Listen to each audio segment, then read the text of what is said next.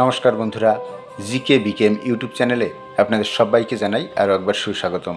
আমি বিবেক মল্লিক। বন্ধুরা, আজকের এই ভিডিওটি মন দিয়ে অবশ্যই শেষ পর্যন্ত দেখুন, কারণ আজকের ভিডিওর মাধ্যমে আপনি জানতে পারবেন আপনি কিভাবে ভগবানের দর্শন করতে পারেন। চলুন তাহলে শুরু করা যাক। বন্ধুরা, অনেক ভক্তই আছেন যাদের মনে একটাই প্রশ্ন আসে যে কী করলে ভগবান শ্রীকৃষ্ণের দর্শন আমরা লাভ করতে পারবো।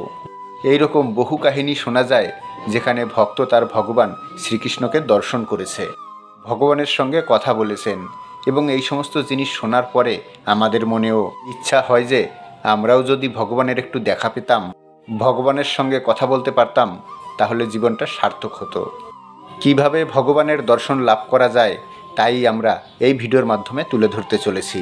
একটি ছোট্ট ঘটনার মাধ্যমে আসলে এক খ্যাতনামা সাধু 3টি উপায় বলে দিলেন, যা মনে প্রাণে পালন করতে পারলেই মিলবে কৃষ্ণ দর্শন, মাত্র 5 দিনেই মিলবে ভগবানের দর্শন। আর কি সেই উপায় সেটা জানতে ভিডিওটি অবশ্যই শেষ পর্যন্ত দেখুন। তবে ভিডিওটি শুরু করার আগে আপনার কাছে আমার একটাই অনুরোধ, আপনি যদি আমাদের চ্যানেলে নতুন হয়ে থাকেন তাহলে অবশ্যই চ্যানেলটি সাবস্ক্রাইবার করে পাশে থাকা বেল বাটনটিও প্রেস করে রাখুন। তাহলে আমরা যখনই নতুন কোনো ভিডিও নিয়ে আসব সবার আগে নোটিফিকেশনের মাধ্যমে আপনার কাছে পৌঁছে যাবে। আর ভিডিওটি দেখে যদি আপনার ভালো লেগে থাকে তাহলে ভিডিওতে অবশ্যই একটা লাইক করে দেবেন এবং শেয়ার করে দেবেন আপনার আত্মীয় পরিজন বন্ধুবান্ধবের মধ্যে, যাতে তারা ভিডিওটি দেখে তারাও উপকৃত হতে পারেন।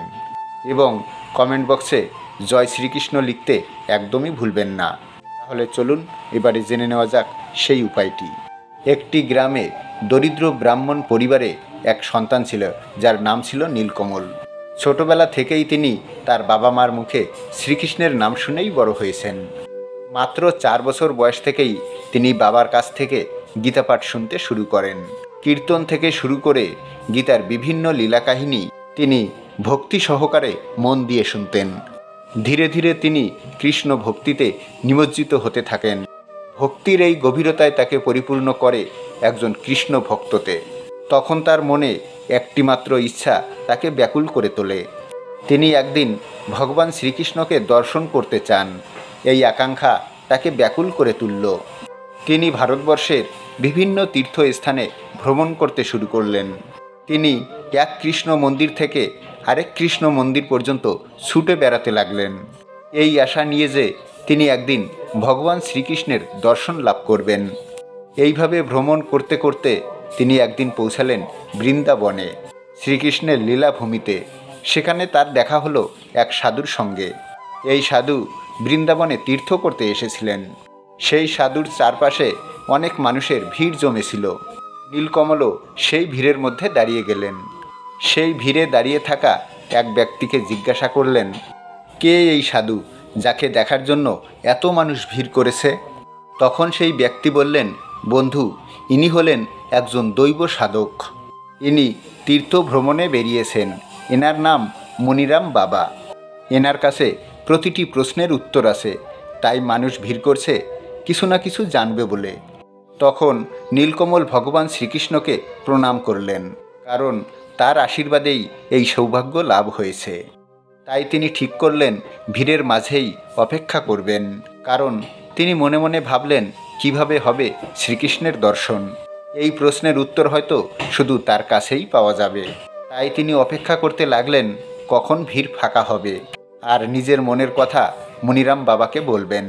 সন্ধ্যার দিকে ভিড় কিছুটা ফাঁকা হলে নীলকমল মনের মধ্যে সাহস জোগাড় করে শ্রদ্ধার সঙ্গে মনিরাম বাবার সামনে এসে দাঁড়ালেন এবং তাকে প্রণাম করে বললেন, মহারাজ, আমি শ্রীকৃষ্ণের একজন একনিষ্ঠ পরম ভক্ত। আমি কিভাবে ভগবান শ্রীকৃষ্ণের দর্শন পেতে পারি?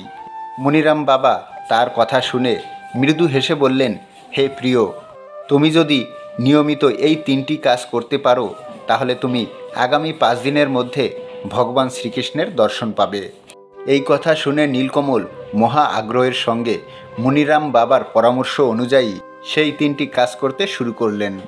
যে প্রথম কাজ ছিল নিয়মিত শুদ্ধ মনে 2 বেলা গীতার অন্তত কিছু শ্লোক অর্থ সহকারে পাঠ করা। দ্বিতীয় কাজ ছিল নিয়ন্ত্রণ কৃষ্ণ নাম মনে মনে জপ করা।